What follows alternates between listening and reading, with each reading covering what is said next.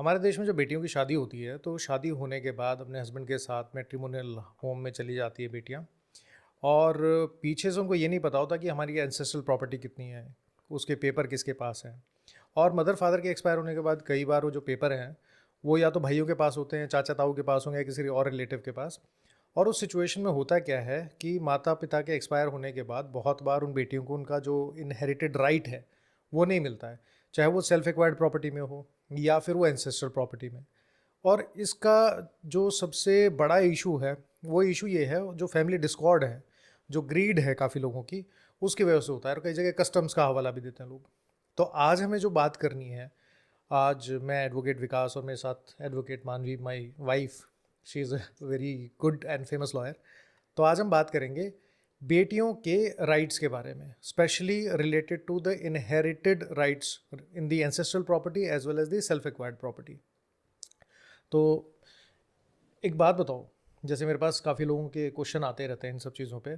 तो ये क्वेश्चन तो सबसे बड़ा है कि जो कानून है वो बिल्कुल अलग है, irrespective of the customs, irrespective of the rules and regulations जो एक कम्युनिटी में चल रहे होते हैं।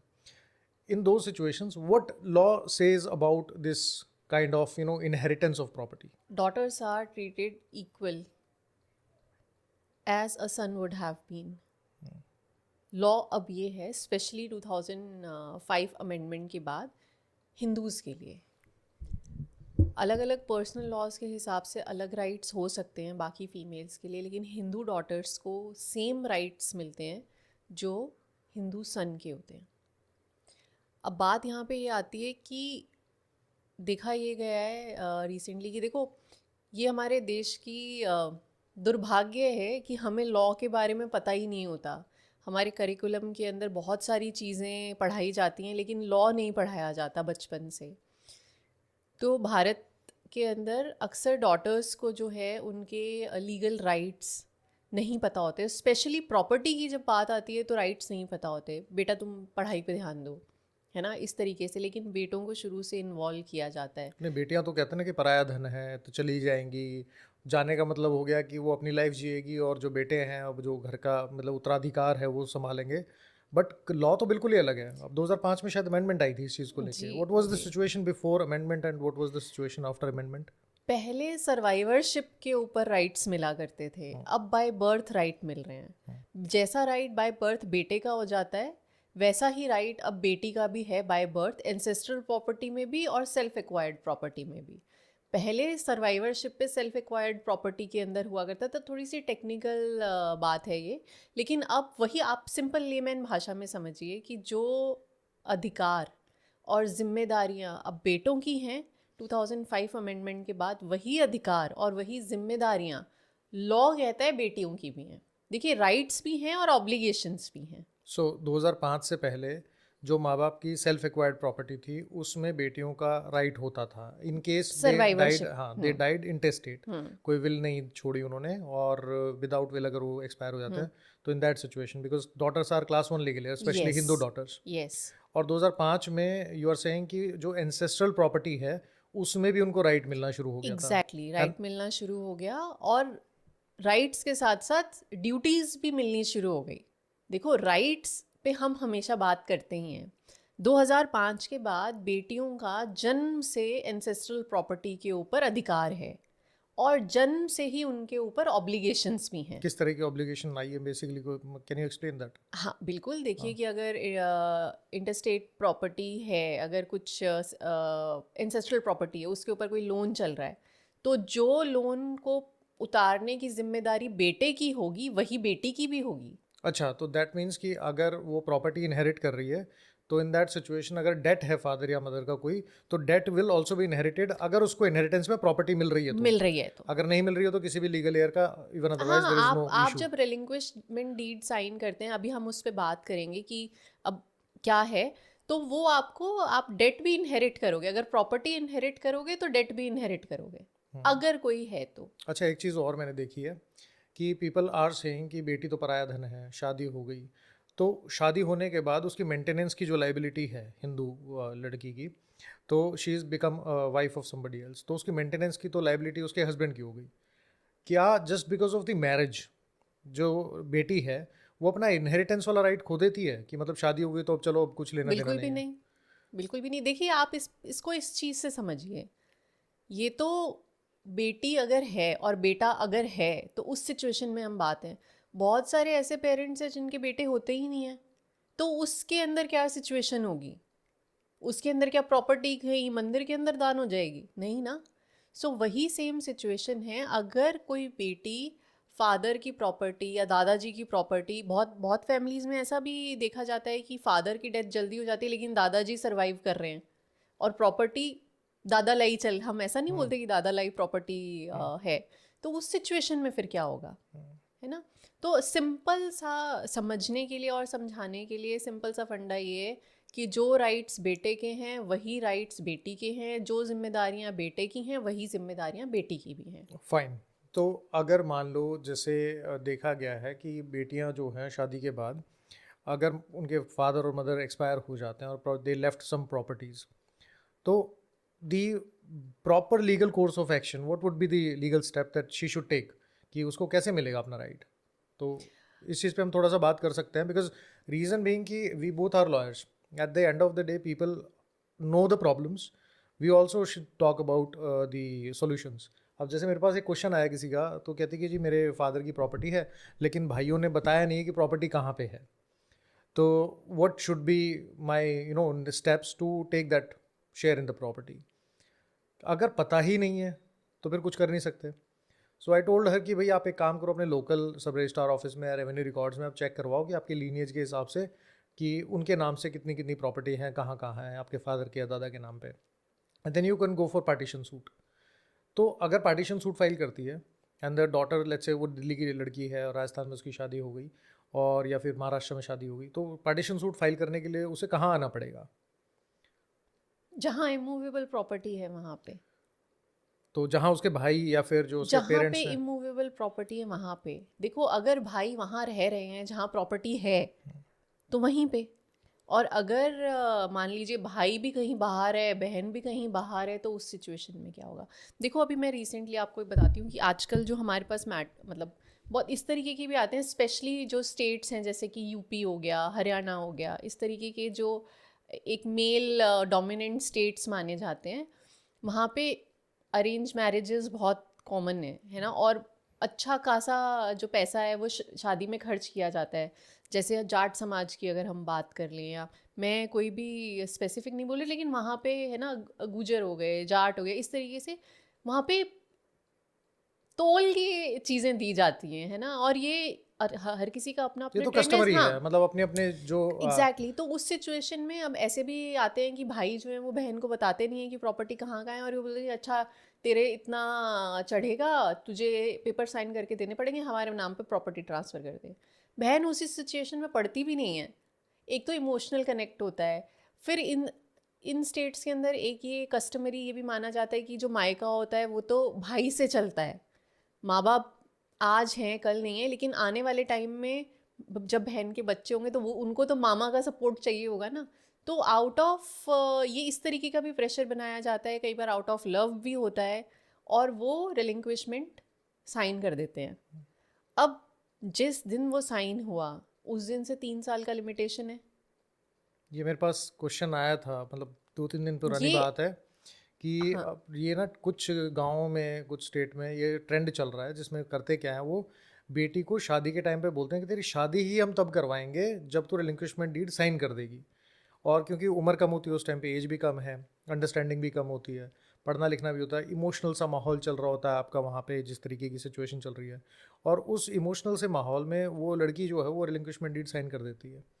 अब जब हमारे पास आती है चीज़, अब हर किसी का घर ज़रूरी नहीं ना कि अपने हस्बैंड के साथ उसका जो है या इन लॉज के साथ है बनी जाएगी कल की तारीख में। हमारे यहाँ तो मैट्रिमोनियल डिस्प्यूट भी इतने ज़्यादा होते हैं, bye the passage of time 5 से 7 साल 10 साल बाद कहीं ना कहीं डिस्प्यूट हो गया, she comes back to the brother's house और दी पेरेंट्स, और वहाँ के बोलती है कि मुझे तो अब अपना घर चलाने के लिए क्योंकि मेंटेनेंस तो मिल नहीं रही, बच्चों को भी मेंटेनेंस नहीं दे रहा है इसका जो फादर है। तो अब वो हस्बैंड से तो मैट्रिमोनियल इशू चल गया और वो कहते हैं कि मुझे जो मेरी प्रॉपर्टी है एंसेस्ट्रल उसमें हिस्सा दे दो, and they shows her the relinquishment deed, देख तेरे शादी के टाइम पे तूने पेपर साइन कर दिया, अब तू कुछ नहीं कर सकती and we are not going to give you. Issue सबसे बड़ा ये है कि by the passage of time, वो जैसे आपने बताया कि that limitation period also starts. So what is the basically this, कितने दिन के अंदर वो क्लेम कर सकती है? अगर वो मान लो रिलिंक्विशमेंट डीड साइन करवा ली, फोर्स, मिसरिप्रेजेंटेशन, फ्रॉडुलेंटली, कोअर्जन, किसी भी रीजन से. प्रूव कैसे करोगे? नहीं, but basically there is a limitation period, yes, no? 3 years का रहता है टाइम पीरियड जनरली, लेकिन आप बहन है, भाई के अगेंस्ट ये कैसे प्रूव करेगी कि मेरे को पता नहीं था, इन्होंने झूठ बोल के मुझसे साइन करवा लिया? फिर आपको एक ऑल टुगेदर एक अलग इशू खड़ा हो जाएगा. देखो विकास, क्या होता है हमारे यहाँ पे, राइट्स सबको चाहिए, लेकिन ड्यूटीज़ के टाइम पे सब गोलमोल हो जाते हैं. ये तो तेरी जिम्मेदारी, ये तो तेरी जिम्मेदारी, ये तो तू कर, मैं क्यों करूँ, मेरा क्यों है? इस तरीके की चीज़ें बहुत होती हैं. सो यहाँ पे केस टू केस और उस तरीके से हमें समझना पड़ेगा चीज़ों को. जैसे मैंने शुरू में बोला कि आप अगर राइट इनहेरिट कर रहे हैं तो आप ऑब्लिगेशंस भी इनहेरिट कर रहे हैं. तो ये जो इस तरीके की चीज़ें होती हैं कि बहनों को जनरली साइड कर दिया जाता है, बुआओं को जनरली साइड कर दिया जाता है, वो हो सकता है ये प्रिज्यूम करके भी कर दिया जाता है कि भाई जो लोन वोन है वो भी तो हम उतारेंगे, बहन के पास थोड़े जाएंगे मांगने के लिए कि ये तू चेक साइन करके दे दे, ये है. हाँ, जहाँ पे अरबों खरबों की ज़मीन है और उस तरीके का है, वहाँ पे मुझे आई डोंट नो कि क्या सिचुएशन होगी. मेल डोमिनेंट सोसाइटी तो है, ये हम मानते हैं. और आयरनी पता है, आयरनी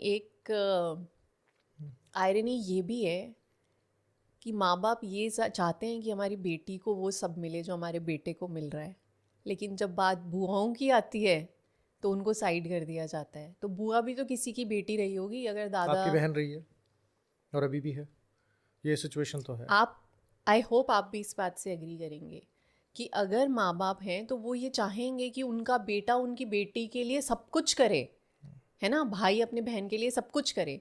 लेकिन जब बुआओं की बात आती है, अच्छा उसने तो अपने राइट्स मांग लिए, उसने तो ये मांग लिया, हमने उसके लिए इतना किया, हमने उसे पढ़ाया लिखाया, उसकी ये शादी में इतना खर्चा कर दिया, उसका दूसर दिया, तीसर दिया, और जो बाकी बार छूछक त्योहार वगैरह, पे हाँ, दिया, सब सब कुछ कुछ किया, आज हर तक महीने करते कर आ रहे रहे हैं, हैं, भात भरने पड़ते हैं, और ये सब चीज़ें आ जाती हैं उनके एकदम से. बच्चों के कर रहे हैं, आप करिए, लेकिन एटलीस्ट बुआओं को उनके राइट्स तो पता होने चाहिए, और राइट्स के साथ साथ उन्हें उनके ऑब्लिगेशंस भी पता होने चाहिए. कि अगर मान लो कोई ज़मीन है या दादा लाया कोई घर है, उसके ऊपर कोई लोन चल रहा है और उस लोन के अंदर बुआ का भी इन्वॉल्वमेंट है समहाउ, कि भात छूचक ये सब चीज़ें भरी जाती हैं, तो भाई अगर ये सब कर रहा है तो उसको उसके ऑब्लिगेशंस और राइट्स दोनों के बारे में पता होना चाहिए. एक सिचुएशन और भी थी मेरे पास, महीने भर पहले किसी का कॉल आया था फ्रॉम डिफरेंट स्टेट. वो कहते हैं कि जी हमारी दादालाई प्रॉपर्टी है, रखी हुई है, सब चीज़ें हैं, हम बहनों को हिस्सा तो देना चाह रहे हैं, लेकिन उनमें से एक बहन कह रही कि मैं साइन नहीं करूँगी, मुझे तो जितना मेरा 25% हिस्सा बनता है मुझे तो 50 चाहिए, नहीं तो मैं साइन नहीं कर रही, इसको बेच ही नहीं सकते, तुम किसी काम पे नहीं जाएंगे. And sometimes they go to the court and they file the civil suit, और वो बोलती है कि भाई इसको स्टेटस को ऑर्डर कर दिया जाए, जैसे है वैसा है पड़ा रहे. अब अगर एग्रीकल्चरल लैंड है और उस पर अगर स्टे ऑर्डर है तो चलो ठीक है कि थर्ड पार्टी इंटरेस्ट क्रिएट नहीं हुआ, लेकिन अगर कोर्ट से स्टेटस को का ऑर्डर लिया जाता है तो जैसी ज़मीन है वैसी पड़ी रहेगी, अब उस पर खेती भी नहीं कर सकते आप, क्योंकि खेती करना means you are changing something on the land. तो वो बड़ा औखी सिचुएशन हो जाती है. And sometimes this legal things are used as a extortion tactic, blackmailing tactic, most of the times. Yes. तो अब लोग ये बात बोलते हैं कि जी उस सिचुएशन में हमें क्या करना है. तो मेरी एडवाइस तो लोगों को वही रहती है कि भाई अगर पार्टीशन सूट फाइल कर सकते हो, पहली बात तो है कि घर में बैठो, सॉर्ट आउट करो, बात करके थोड़ा, मतलब आपको 21 नहीं मिलेंगे, 19 मिल जाएंगे, 20-19 का फ़र्क रह जाएगा. थोड़ा किसी को मिल गया तो परिवार की बात है, तुमने कौन सा अपने घर से बनाई थी, फादर के टाइम से बनी हुई, उन्होंने मेहनत की थी, तो सब बच्चों को मिलनी चाहिए. लेकिन अगर उससे नहीं होता तो घर में किसी और बड़े को बिठा लो, किसी ऐसे रिश्तेदार को बिठा लो जिसकी दोनों सुनते हो, वो भी नहीं मानते हैं तो पार्टीशन सूट फाइल कर दो भाई, मीडिएशन में जाके आप जो है उसको कर लो. एक इशू रहता है कि लोगों को ये मिसकंसेप्शन है कि पार्टीशन के सूट बहुत साल चलते हैं. ऑब्वियसली हमारे यहाँ केस हैं 30-30 साल से पेंडिंग है, लेकिन ज़रूरी नहीं है कि नया केस फाइल होगा तो वो भी 30 साल चलेगा. तो उस सिचुएशन में शायद एक ऑर्डर 12 रूल 6 की एप्लीकेशन होती है, वो फाइल होती है, तो WS आने के बाद वो फाइल कर दी जाए तो हो सकता है कि केस भी जल्दी खत्म हो जाए. मैं तो एडवाइस यही करता हूँ कि अगर आप सारी चीज़ें काम कर सकते हो कर लो, नहीं कर सकते हो तो कोर्ट में जाओ, मीडिएशन में सॉर्ट आउट कर लो, नहीं तो 12(6) की एप्लीकेशन लगा लेना, क्योंकि माँ बाप को तो जनरली कोई डिनाई करेगा नहीं कि माँ बाप है, जॉइंट प्रॉपर्टी है, इनहेरिटेड प्रॉपर्टी है, उसको भी डिनाई नहीं करते, बेस्ड ऑन एडमिशन डिग्री ले लो यार, एग्जीक्यूट करवा लो। बिकॉज प्रॉब्लम पता है, प्रॉब्लम ये नहीं है कि सोल्यूशन नहीं है हमारे पास। प्रॉब्लम ये है कि हमें एक्चुअली कोर्स ऑफ एक्शन ही नहीं पता होता कि हमें क्या लेना चाहिए।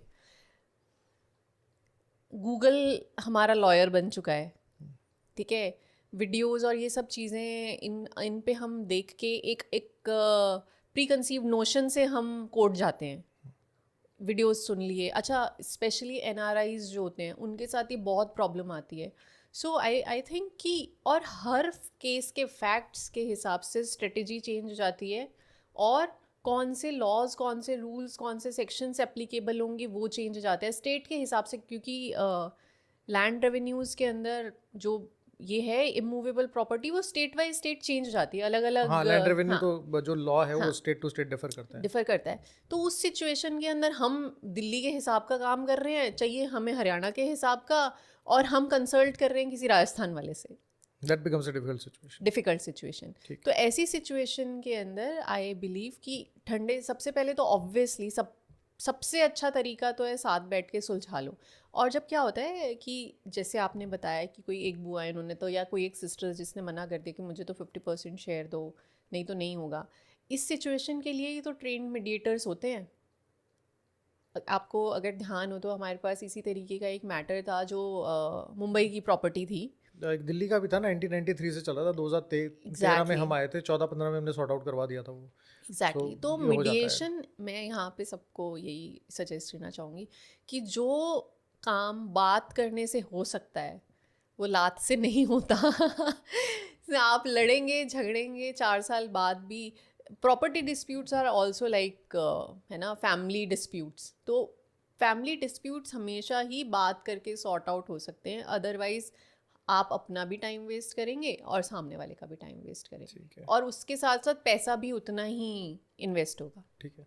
So for all of you guys, अगर कोई आपका इस तरीके की सिचुएशन है तो पहले तो आप घर में बैठ के उसको सॉर्ट आउट करने की कोशिश करो। अगर नहीं होती है पहले सॉर्ट आउट किसी भी रीज़न से, तो आप करके आ सकते हो कि आप उसमें किसी घर के बड़े को बिठा सकते हो। अगर नहीं बिठा सकते तो फिर आप सिविल सूट या पार्टीशन सूट है वो क्लेम कर सकते हो, उसमें फाइल कर सकते हो। और तीसरी चीज़, उसमें मीडिएशन में जाके अगर आप सॉर्ट आउट कर लोगे तो आपकी कोर्ट फीस भी वापस मिल जाएगी। तब भी नहीं होता है तो आप डिक्री ले सकते हो, डिक्री को एग्जीक्यूट करवाया जा सकता है। बट अपने जो लीगल राइट्स हैं उसका ध्यान रखो, उसको टाइमली एग्जीक्यूट करो। ऐसा ना हो कि आपका कई सिचुएशंस में जो लिमिटेशन है वो ख़त्म हो जाए। अगर वो हो गया तो फिर आप इधर के भी नहीं रहोगे और उधर के भी नहीं रहोगे, because life is too uncertain. जो सबसे अच्छी चीज़ है वो ये है कि घर में बैठ के सॉर्ट आउट कर लो, कोर्ट में जाने की ज़रूरत नहीं है। और अगर कोई डिस्प्यूट होती है तो कोशिश करो कि before sitting in the negotiation talks या किसी बंदे से बात करने की बजाय आप सबसे पहले कि अपने किसी लॉयर से कंसल्ट करो, ताकि वो आपको एडवाइस कर सकें कि भाई ये लिमिटेशन आपको इतने टाइम के अंदर तो नेगोशिएट करके ख़त्म करना है। ऐसा ना हो कि 10-10 साल तक आप चले जा रहे हो, बातें ही कर रहे हो, बातें कर रहे हो, तो बाद बिल्कुल। में बोला कि जी राइट ही ख़त्म हो गया। और मैं यहाँ पे ये भी सजेस्ट करती हूँ कि आप बात करो, लेकिन जो भी आप सेटलमेंट पे आते हो आप उसको थ्रू कोर्ट एग्जीक्यूट करवाओ।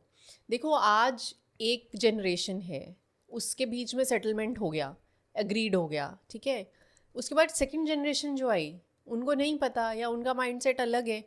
तो जब एक कोर्ट का ऑर्डर होता है या कोर्ट के थ्रू सेटलमेंट होता है, उसकी स्टैम्प होती है, तो वो एक सर्टेनली सबके दिमाग में क्लियर चलता है, उसमें कोई भी ह्यू एंड क्राई नहीं मचती। सो जिस भी आप सेटलमेंट पे अग्री कर रहे हैं, चाहे मीडिएटर के थ्रू कर रहे हैं चाहे खुद के थ्रू कर रहे हैं, आप उसको थ्रू कोर्ट एग्जीक्यूट करवा। तो कीप दैट इन माइंड। और कोई क्वेश्चन है तो कमेंट सेक्शन में पूछ सकते हो। और वीडियो अच्छा लगता है तो बाकी लोगों के साथ भी शेयर कर लो जिसको इसकी ज़रूरत है।